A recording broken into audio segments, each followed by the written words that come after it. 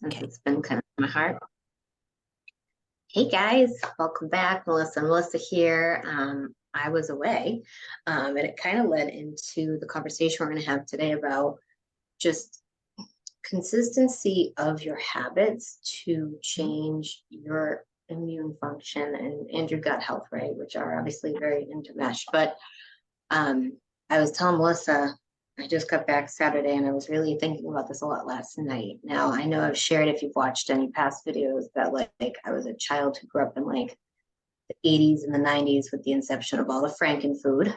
Um, and because I was a dancer, it was like, I don't want anything with any fat in it, God forbid. So, and if you look at all those fat-free cookies and things that I used to shove in my face, there was a ton of sugar and corn and everything else. And I I know when I first discovered that like a lot of my allergies, obviously that required me to do an overhaul of my diet, but that's continued to progress, as I've gotten older. And then, when I started working also to really repair my gut because I realized what I was doing was not fully fixing it. One of the things that I've really leaned into is these habits that I've developed along with good supplements and good support and how that will change things over time. And I think the big thing I think we both want to get across today is that it doesn't happen overnight. Mm-hmm. It might take a year, it might take 2 years. You'll see progress along the way. So don't, Yep. say, well, wait a minute, I don't want to have to wait 2 years. But, you know, just reminding you that it's those consistent efforts towards continuing to Exactly. make better choices that are Mm-hmm. going to add up in how you feel and how you're able to show up in your life. So I hope I did an okay job introing that, Melissa. Oh, I love it. I love it because sometimes we forget.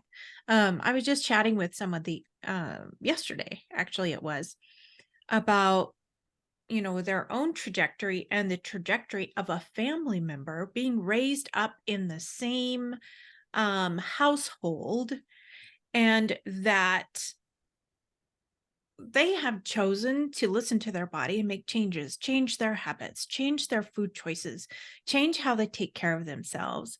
And whereas the family member is getting all of the hereditary illnesses that literally are a result of habits of thinking, habits of eating, habits of sleeping or not sleeping, just simple life habits that we learn as we're growing up. What do we choose to eat? Or do we choose to eat when we get just so high stress? Do we, not eat for 3 days and then our body tanks? Or do we eat everything in sight? Just the simple, what we think of as hereditary so often is this thing of habits, how we grew up, what we learned to do, what was modeled in front of us. And that sometimes it's hard to remember that we get to choose. Do we keep those habits or not? Do we want to change them? And when we do That change them, perspective. that it takes time to see the results, the after effect, the trickle down. But like the friend, the sister actually that was talking to me, she's like, she has completely recovered from type 2 diabetes, Hashimoto's. There was a third thing, and I forget. And her family's just like, you're so weird. You eat so weird. We can't even go out to eat with you. And she's like, but I can play ball with my kids. I am into life. I've got my own business. I'm vibrant. And I'm not 300 pounds overweight. Yeah, I choose right. me. It's like, Isn't that wow. interesting that it's like when you are choosing to prioritize your health and eat well and get enough sleep and not drink a ton, and people are like, well, what is wrong with you? Yeah. Right? Um, yeah, I think that can be really normal. I think that's a great thing to point out for folks that, people around you might not get it, right? And they may not understand why you're doing it. So choosing your circle wisely, and Mm-hmm. remembering, yeah, why am I doing this? Why am I making these choices for my health? And I think that's massively important. And I love how you said the choice of habits. Like, Mm-hmm. I can certainly think of like, you know, my mom loves processed gluten and sugar and would literally eat it at every meal if you let her. And, you know, her idea of a salad is like iceberg lettuce covered in blue cheese, right? And honestly, for a long time, she wasn't very big until like those Yeah. habits caught up with her, right?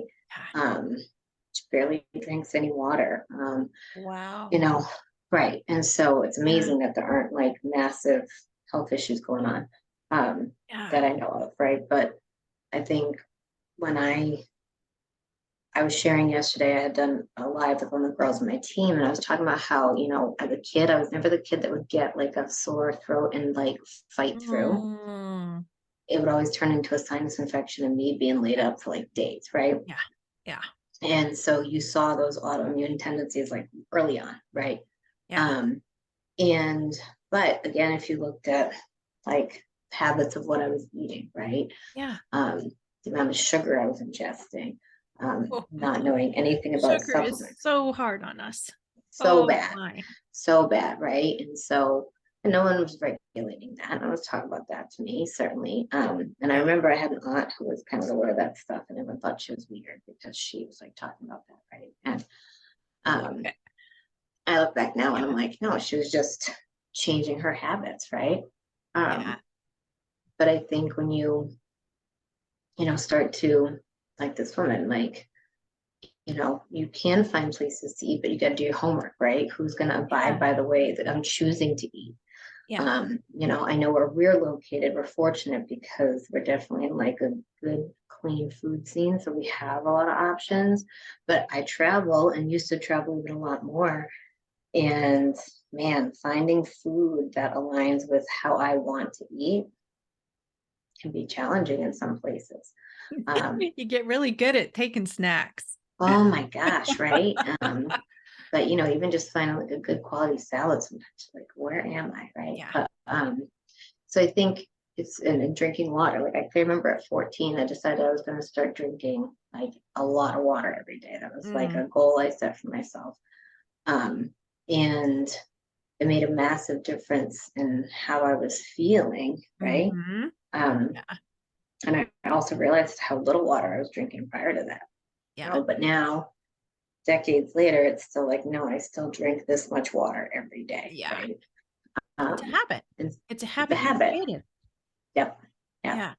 And I think there's a lot to be said about that.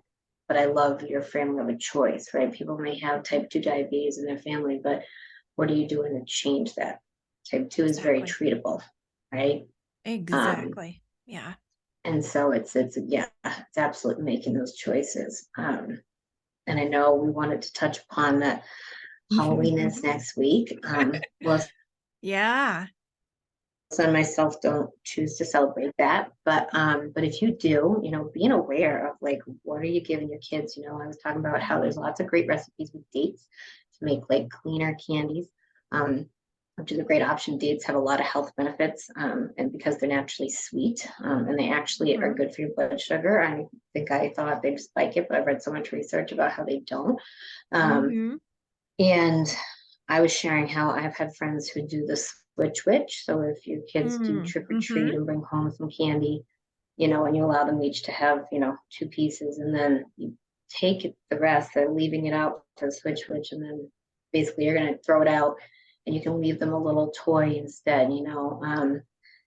But I think thinking of different ways. I know a lot Mhm. of churches now do like trunk or treats or whatever, which I have mixed feelings about. Um, but if you do something like that, a controlled environment can sometimes be better because maybe not this excess of things. But I Yeah. think making sure you don't let your kids overindulge is hugely important. Yeah.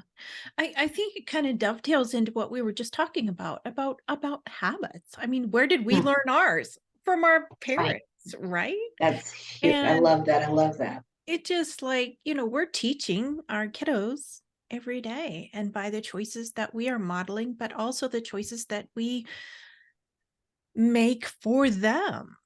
And especially when they're younger, you know, oh, I don't want all this candy because it makes me feel bad, said no kid ever. Right. They're not going to be able to put that together that, okay, they are high on sugar and they feel like crap and their brain doesn't work right and they can't sleep and they're mad at everything and everybody. And then the next week they're sick. how is that helping this precious kiddo experience life? And how can we create a space that they learn that, oh my goodness, if they want to enjoy this holiday, they can do so in a really fun way that doesn't hurt their body. Or what might be fun, maybe you have a few of their friends over and you're teaching them healthy recipes, like healthy treats. That would be a fun little thing to do. Um, and could be a fun little experiment. But I think exactly, I love that, Melissa, actually, like, more is caught than taught, right? And so if your kids see that you aren't eating a bunch of candy, you're making better choices, they're gonna Yeah. likely start It's to gonna sink copy in. some of those. Yeah, absolutely. Yeah. No, I love that. But I think reminding yourselves too, like it's a long game, right? You're healthy for your Yeah. life, not just Hmm. I used to hate, the mentality of like I need to diet for my wedding or for my whatever. It's Yeah. like, it's about wanting to feel good for your life, right? And so Exactly. hopefully Long those term. long-term habits add up, babe. And so um Yeah. yeah, And our kids catch those. And especially if we are, talking about what we're doing and how it makes us feel.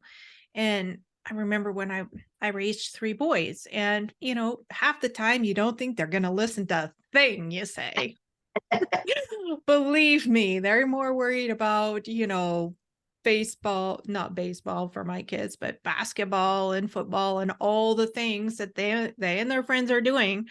But now when they're older, they're coming back around and asking, "So mom, why did you do that?" Or mom, this, that, and the other. Because they got to see me when I was really, really sick, and they yeah, got to see me recover.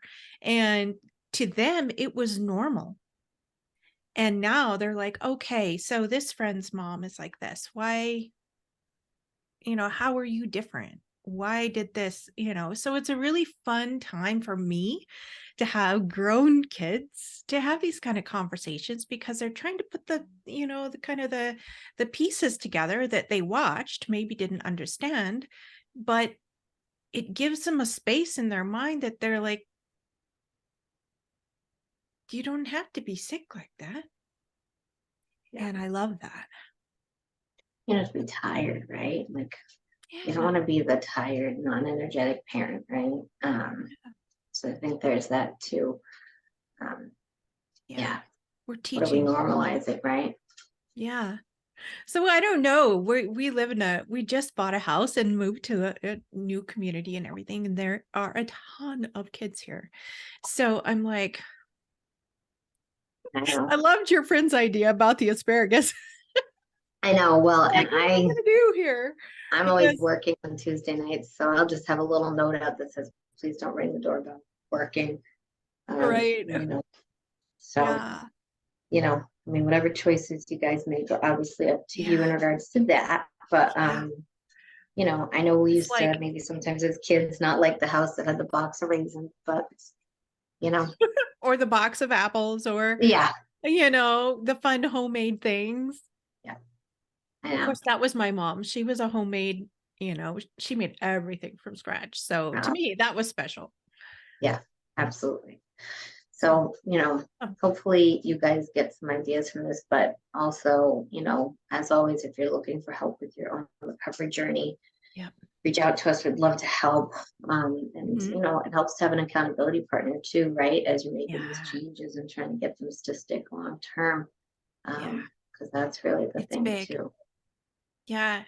Changing something for a month, especially if you have a long-term health concern or illness, changing something for a month you might feel this much better, but you need to feel this much better.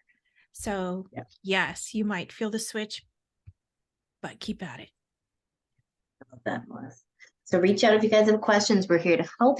And certainly, we want to support you in that journey. Awesome. Have a fun day.